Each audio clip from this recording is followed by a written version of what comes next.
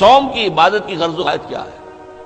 یا ایھا الذین آمنوا کتب علیکم الصیام کما کتب علی الذین من قبلکم لعلکم تتقون، اے ایمان والو تم پر بھی روزہ فرض کیا گیا ہے جیسے کہ تم سے پہلے لوگوں پر کیا گیا تھا تاکہ تمہارے اندر تقویٰ پیدا ہو جائے۔ تقویٰ کسے کہتے ہیں؟ لفظی معنی ہے بچنا، گناہ سے بچنا، حرام کام سے بچنا، حرام چیز کھانے سے بچنا، حرام خوری سے بچنا، حرام کاری سے بچنا، یہ بچنا۔ وقا یقی کے معنی ہے بچانا، وقنا عذاب النار، ہم دعا مانگتے ہیں اے اللہ ہمیں آگ کے عذاب سے بچا لے۔ تو وقا یقی بچانا، اتقا یتقی بچنا، خود بچنا، تاکہ تم بچ سکو، تمہارے اندر تقویٰ پیدا ہو جائے، تم اللہ کی نافرمانی سے بچو، گناہوں کے ارتکاب سے بچو، حرام خوری سے بچو، اس لیے تمہارے اوپر روزہ فرض کیا گیا۔ اب اس کی حکمت کو سمجھیے۔ دیکھیے ایک ہے ہماری خودی، ہماری انا۔ جب میں کہتا ہوں میں، تو میں سے مراد کیا ہے؟ یہ ہاتھ میرا ہے، یہ پاؤں میرے ہیں، یہ آنکھیں میری ہیں، یہ سر میرا ہے، یہ جسم، میں کون ہوں؟ میں کی حقیقت ذرا مختلف ہے، انا، خودی، سیلف۔ ایک ہے ہمارا حیوانی وجود، اس حیوانی وجود میں وہی سارے تقاضے موجود ہیں جو حیوانات کے اندر ہیں۔ ہر حیوان کھانا جو ہے اسے چاہیے، انسان کو بھی چاہیے۔ ہر حیوان میں نسل کشی کے لیے شہوت کا مادہ ہے، ہمارے اندر بھی ہے۔ ہر حیوان کو کوئی نہ کوئی گھونسلہ ہو، کوئی بھٹ ہو، کوئی جگہ چاہیے رہنے کے لیے، آرام کرنے کے لیے، ہمیں بھی چاہیے۔ تو حیوانی تقاضے جو ہمارے وجود کے اندر موجود ہیں، ان کے لیے کہا ہے، فرائڈ نے لفظ استعمال کیا ایڈ یا لبیڈو۔ یہ ایڈ یا لبیڈو بہت منہ زور ہے۔ بھوک لگتی ہے تو انسان کہتا ہے کچھ بھی ملے کھانے کو، حلال ملے حرام ملے کھاؤ۔ شہوت کا جذبہ جب جاگ اٹھتا ہے، برانگیختہ ہو جاتا ہے، تو پھر وہ تو چاہتا ہے تسکین ہونی چاہیے میری شہوت کی، جائز ناجائز، حلال حرام، صحیح غلط، سب چھوڑو اس کو۔ اس کے لیے کنٹرول پیدا کرنا، ضبط نفس، کہ آپ اپنے نفس پر کنٹرول کر سکیں، نفس آپ پر حاوی نہ ہو جائے، جو اس کا حکم دے، جو بھی وہ حکم دے آپ اس کی پیروی کریں، نہیں، نفس کو اپنے قابو میں رکھیں، اپنی مرضی کے مطابق اسے چلائیں۔ اس کی مثال ایسے ہی ہے کہ جیسے ایک گھوڑا ہے اور ایک سوار ہے اس پر۔ اب اگر گھوڑا منہ زور ہے، طاقتور ہے، اور سوار بیچارہ کمزور ہے تو کیا ہوگا؟ گھوڑا کہیں پٹک دے گا اس کو، کہیں کسی کھائی میں پھینکے گا یا کچھ اور کرے گا۔ لیکن اگر سوار بھی طاقتور ہے اور اس نے گھوڑے کو دبایا ہوا اپنے دونوں رانوں کے درمیان، گھوڑا محسوس کر رہا ہے کہ میرے اوپر جو بیٹھا ہے وہ جاندار ہے، تو پھر ظاہر بات ہے کہ اب یہ گھوڑا سوار کی مرضی کے مطابق چلے گا، ذرا سا اشارہ ہوگا ادھر مڑ جائے گا۔ اسی طرح ہمارا یہ نفس ہے، یہ حیوانی وجود جو ہے، یہ گھوڑے کے مانند ہے، اور ہماری انا یا ہماری خودی یا ہماری سیلف یہ اس پر سوار ہے۔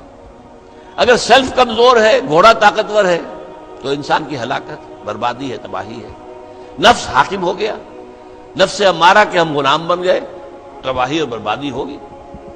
ہاں اگر آپ کی انا مضبوط ہے، آپ کی خودی طاقتور ہے، آپ کی سیلف جو ہے اس کے اندر طاقت ہے، تو یہ حیوانی وجود اب آپ کے کام آئے گا۔ گھوڑا جیسے آپ کو آپ کی مرضی کے مطابق لے کر جائے گا، منزل تک پہنچائے گا، ایسے اس حیوانی وجود کو استعمال کر کے آپ نیکیاں کمائیں گے، خیرات حسنات، اللہ کو راضی کرنے کے لیے کام کریں گے۔ اس ہاتھ کو اسی کام کے لیے استعمال کریں گے، ان ٹانگوں کو اسی کام کے لیے استعمال کریں گے، اس زبان کو اسی کام کے لیے استعمال کریں گے۔ تو یہ ہے اگر آپ کا کنٹرول نفس پر ہے، اس کا نام ہے ضبط نفس۔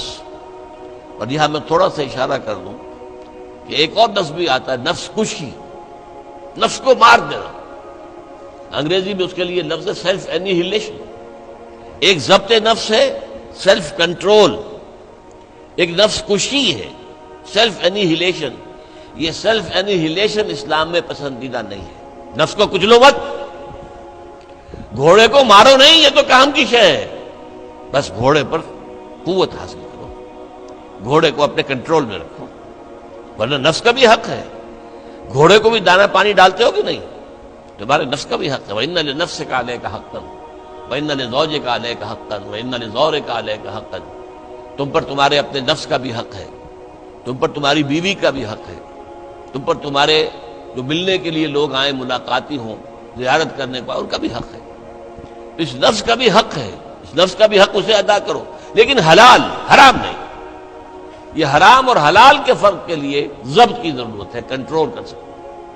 اس کنٹرول کے لیے روزے کی ایک مشقت کہہ لیں یا مشق کہہ لیں، یہ مشق ہے کہ آپ نے سال میں یہ 30 دن یا 29 دن میں شدید بھوک کے باوجود حلال چیز بھی نہیں کھائی، کھانا موجود ہے، شدید پیاس ہے۔ فرض کیجئے کہ آپ عین دوپہر میں دفتر سے یا کہیں کالج سے آپ آئے ہیں اور گھر پہنچے ہیں تو شدید پیاس کی وجہ سے، جب وہ موسم آ جائے گا جون کا اور مئی کے روزے جو ہیں تب معلوم ہوگا کہ روزہ کہتے کسے ہیں۔ ابھی تو ہم کچھ دنوں سے عادی ہو گئے، سردی میں روزے تھے، روزہ کچھ کہتا ہی نہیں تھا۔ اب بھی ذرا ہے، کچھ تھوڑا سا رنگ دکھا رہا ہے، لیکن اکتوبر کا مہینہ ہے، اس میں وہ گرمی تو نہیں ہے نا۔ لیکن ہو سکتا ہے کہ اس وقت اگر روزہ ہو تو گلے کے اندر کانٹے پڑے ہوئے ہوں گے پیاس کی وجہ سے، اور گھر میں پہنچے تو معلوم ہے پانی موجود ہے، فریج موجود ہے، ٹھنڈا پانی موجود ہے، برفاب اور بھی ڈرنکس موجود ہیں، روح افزا کی بوتل رکھی ہوئی ہے، نہیں پینی۔ کیوں؟ اللہ کی اجازت نہیں۔ یہ مشق آپ 30 دن کریں گے تو اس سے توقع ہے کہ آپ کے اندر یہ صلاحیت پیدا ہو جائے کہ بقیہ 11 مہینے حرام تو نہ کھائیں، ایک مہینے حلال بھی نہیں کھایا اللہ کے حکم کی وجہ سے، تو حرام اللہ نے کیا ہے نا، اللہ کا حکم ہے۔ 11 مہینے یہ تقویٰ پیدا ہو جانا چاہیے، یہ طاقت تمہارے اندر پیدا ہونی چاہیے، یہ صلاحیت پیدا ہونی چاہیے کہ حرام میں منہ مت مارو، حرام سے اجتناب کرو۔ یہی وجہ ہے، دیکھیے ذرا کڑوی بات آپ کو سنا رہا ہوں۔ فرض کیجئے ہیں روزے کی حالت میں آپ حرام کام کر رہے ہیں، کھانا تو نہیں کھا رہے، جھوٹ بول رہے ہیں تو حرام کام ہے، سودی کاروبار کر رہے ہیں، حرام کام ہے، رشوت لے رہے ہیں یا دے رہے ہیں، حرام کام ہے۔ عین روزے میں اگر یہ کام ہو رہا ہے تو پھر یہ روزہ بے معنی ہے۔ صرف کھانا پینا چھوڑ دیا تم نے، روزہ تو نہیں رکھا، یہ روزہ تو نہیں۔ حضور کی 2 حدیثیں آپ کو سنا رہا ہوں۔ من لم یدع قول الزور والعمل به، جس شخص نے جھوٹ بولنا اور جھوٹ پر عمل کرنا نہیں چھوڑا، فلیس للہ حاجۃ ان یدع طعامہ وشرابہ، تو اللہ کو کوئی ضرورت نہیں ہے کہ وہ کھانا پینا چھوڑ دے۔ جھوٹ بولنا نہیں چھوڑا عین حالت صوم میں، تو یہ صوم نہیں ہے، فاقہ ہے۔ تم نے کھانا پینا چھوڑ دیا، بس روزہ نہیں۔ نہ اس میں روزے کی حکمت پوری ہوگی، نہ روزے کی غرض و غایت پوری ہوگی، نہ روزے کی برکات، روزے کے انوار اس سے پیدا ہوں گے، بلکہ بس یہ ہے کہ آپ نے دن بھر میں فاقہ رکھا ہے، اللہ اللہ خیر صلی اللہ۔ اس طرح ایک اور حدیث میں آتا ہے، کم من صائم لیس من صیامہ الا الجوع، کتنے ہی روزہ رکھنے والے ایسے ہیں جنہیں اپنے روزے سے سوائے بھوک کے اور کچھ حاصل نہیں، بھوکا رہا، بس منہ بند کیے رکھا، باقی روزہ نہیں تھا وہ۔ جب عین روزے کی حالت میں جھوٹ بول رہا ہے یا جھوٹے عمل کے اوپر، جھوٹے کاروبار پر عمل کر رہا ہے، تو یہ روزہ نہیں ہے۔ تو روزے میں کھانا اور پینا صرف یہ ترک کرنا نہیں ہے، بلکہ یہاں تک بھی آیا ہے کہ فرض کیجئے کہ کوئی شخص آپ سے جھگڑ رہا ہے، گالن گلوچ پہ اتر آیا ہے، تم یہ کہو کہ بھائی میں اس وقت کچھ نہیں کہہ سکتا، میں روزے سے ہوں، میں اس وقت تمہاری بات کا جواب نہیں دے سکتا، میں روزے سے ہوں۔ یہ بھی گویا کہ روزے کے تقاضوں میں سے ہے، جھگڑا نہ کیا جائے، فساد نہ کیا جائے، لوگوں سے لڑا نہ جائے، گالم گلوچ نہ کی جائے، یہ بھی روزے کے تقاضوں میں سے ہے۔ تو روزہ رکھا جائے پورے آداب کے ساتھ تو اس سے تقویٰ پیدا ہوتا ہے، اس میں کوئی شک نہیں۔ تو یہ ہے گویا کہ اولین سطح پر روزے کی حکمت، یا ایھا الذین آمنوا کتب علیکم الصیام کما کتب علی الذین من قبلکم لعلکم تتقون۔ اب آئیے اگلی منزل، کچھ عرصے کے بعد پھر رمضان کے روزے فرض کر دیے گئے۔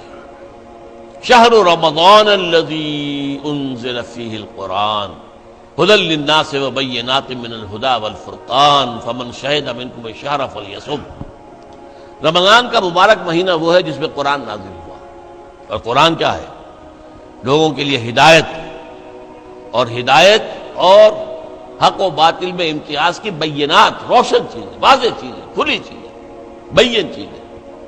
تو جو کوئی بھی تم میں سے پائے اس مہینے کو، نہ مریض ہو نہ بیمار ہو، موجود رہے اپنے گھر میں، فلیصم، تو لازم ہے اس پر کہ روزہ رکھے۔